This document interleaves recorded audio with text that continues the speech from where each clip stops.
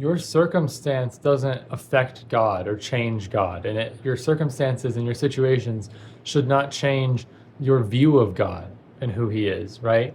Because the entire Bible is consistent in telling us what God's characteristics are, and they're unfathomable. You know, His love and kindness to me is beyond my understanding, but it's infinite.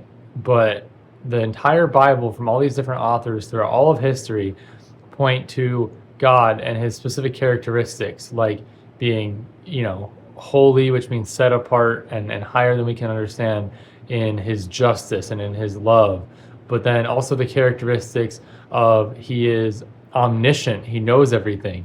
He is omnipotent, omnipotent, He is all powerful, and His omnipresence, that He is everywhere all the time. And so another one that goes along with those characteristics that is really cool and informs a lot of those, to the original point here, is that He is immutable, the immutability of God, essentially meaning that He doesn't change. God is not capable of going back on His promises. That's not part of His character. That's not who He is. And so when your whole world is crashing around you and there's storms everywhere, and when you're riding the high of something great in your life and you're just happy to be alive, in both of those situations, God's character is still the same. Nothing has changed about God. He is the same yesterday, today, and forever and always. And so there can be a lot of, peace to be found in that. And so how can you understand that and relate to that in your life? And that would be the simple church answer of spending time in the Bible.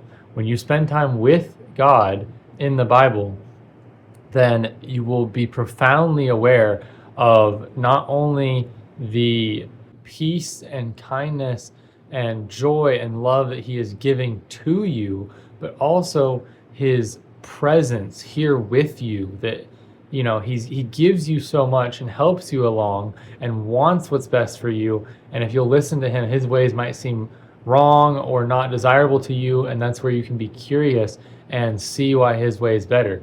But throughout all of it, whether you turn away from God or you don't, if you've trusted in Jesus and you're trying to wrestle with God, which is a healthy thing to do, because spiritual formation can take years, and if you're wrestling with God and saying, oh, but I want this, but God's way, but I want this, and you're having that wrestle, that's healthy. You should keep wrestling and try to find a way to trust God more. And so in that, you will find that God is always present. You will find a commitment to, I should just listen to God because His way is better and He's always with me. There's never been a time where you've been in a bad situation and God is not present and there with you. It might feel like that because you're hurting yourself and God wants better for you, but that is never the case. We live in a chaotic world where terrible things happen sometimes, and that's not what God wants for you. But at the exact same time, God is capable of using that for good and for growth, and we still have blessings despite those terrible things. So I just want you to encourage you that God doesn't change, and you can rely on Him to be the rock that you need to anchor and center your life.